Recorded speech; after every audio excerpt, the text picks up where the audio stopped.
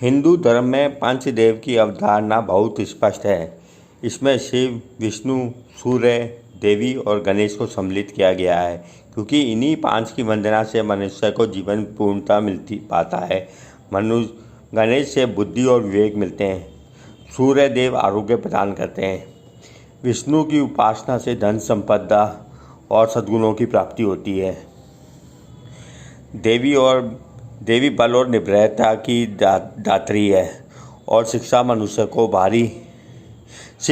को भारी और भीतरी शत्रुओं पर विजय दिलाकर मोक्ष का मार्ग प्रदान करते हैं। गणेश जी की बातें करें तो वे हिंदुओं के आराध्य होने के साथ साथ विघ्न हर्ता भी हैं। पुराणों में गणेश के जन्म से जुड़ी कथाएं मिलती हैं। यह माना जाता है कि श्री गणेश का जन्म जिस दिन हुआ उसी दिन को गणेश चतुर्थी के रूप में मनाया जाता है। शिव पुराण से पता चलता है कि माता पार्वती ने स्नान से पूर्व अपने महल से एक बालक को उत्पन्न करके उसे द्वारपाल बना दिया, और जब भगवान शिव ने अंदर प्रवेश करना चाहा तो बालक ने उन्हें भीतर नहीं जाने दिया। तब शिव गणों का उस बालक के साथ भयंकर युद्ध हुआ और अंत में शंकर ने त्रिशूल से बालक का सिर काट दिया।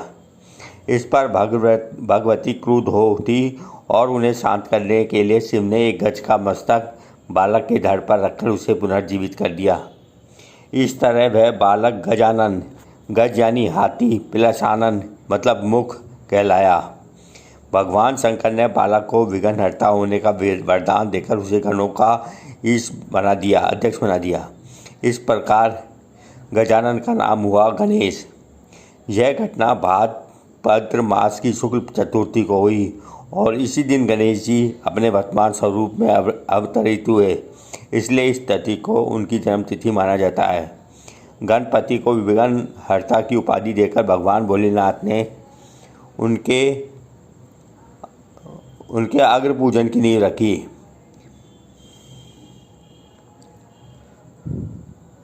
कहते हैं गणेश का सार्वजनिक पूजन का आरंभ महाराष्ट्र से हुआ।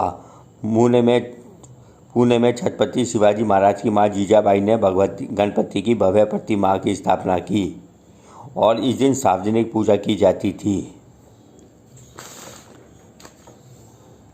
आइए मैं आपको गणेश जी के पूजा की कुछ विधि बताता हूँ। आज श्री वरद मूर्ते नमो नमः। आज गजानन घर घर पधारने वाले हैं। उनकी गृह आगमन व स्वागत की तैयारी यानी उनके लिए सुसज्जित चौकी जैसे ऊंचे स्थान की आवश्यकता तो हो चुकी होगी, क्योंकि देव का स्थान ऊंचा ही होना आवश्यक है। गणेश प्रतिमा को घर लाते वक्त उसके लाल कपड़े से ढककर ही लाएं। जब घर में प्रवेश करें तो गणपति का मुख घर की तरफ होना चाहिए, यानी पीठ आपकी तरफ होगी। घर में लाकर साफ स्थान पर रख दें। पूजन की तैयारी।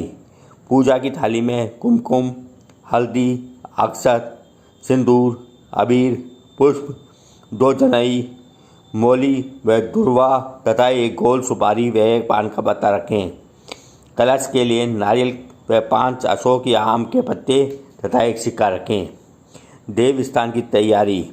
शुभ मुहूर्त में चौकी पर थोड़े से पीले चावल या गेहूँ रखकर सूती सफ़ेद कपड़ा बिछाएं। फिर इसके ऊपर लाल और पीले वस्त्र बिछाते हुए गणपति के लिए आसन तैयार करें। सूती की जगह लाल रेशमी कपड़ा भी बिछा सकते हैं। अब देव प्रतिमा को स्थापित करें। प्रतिमा का चेहरा घर के दरवाजे की तरफ हो, उस तरफ जहाँ पर भक्त आते हों वे उनके दर्शन कर सकें।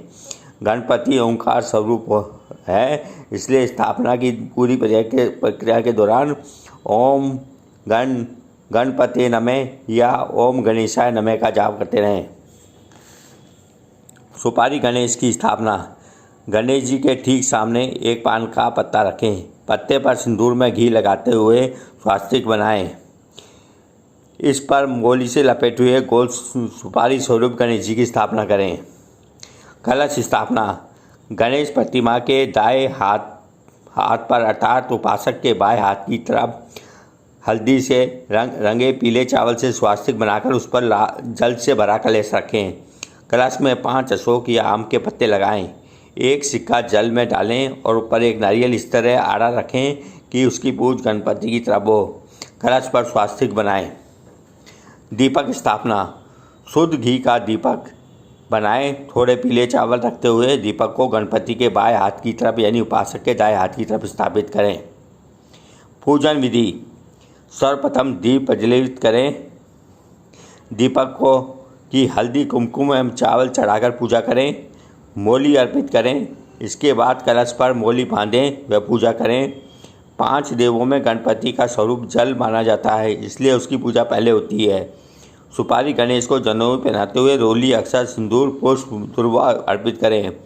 गणेश जी को जनेऊ पहनाते हुए अक्षत सिंदूर रोली पुष्प दुर्वा चढ़ाएं।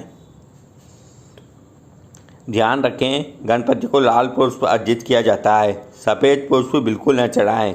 इस तरह यह भी ध्यान रखें, भोग में केवल गोल वस्तुएं ही गणपति को चढ़ाई जा सकती है। गणपति को नारियल व गुड़ अति प्रिय है, आप उनको प्रसाद के रूप में लगा सकते हैं। नारियल के टुकड़े पर गुड़ रखकर भोग लगाएं। बर्फ़ी, खीर, हलवा आदि नैवेद्य में रखे जा सकते हैं, लेकिन इसमें विशुद्ध मेवे डालकर सेवन करें। आरती का गीत गाने से पूर्व पूजन की थाली में एक घी का दीपक प्रज्वलित करते हुए उसमें मौन आरती करें व देव की छवि को निहारें। चरणों से आरंभ करते हुए देव चरणों पर 3 पर आरती का दीपक घुमाएं व चरणों में ध्यान लगाएं। फिर नाभि को देखते हुए 2 बार आज्ञा चक्र यानी मस्तक पर ध्यान करते हुए 1 बार तथा पूरे स्वरूप को दर्शन करते हुए 7 बार दीपक से मौन आरती करें। इसके बाद गणपति वंदना गाते हुए सामान्य रूप से आरती करें।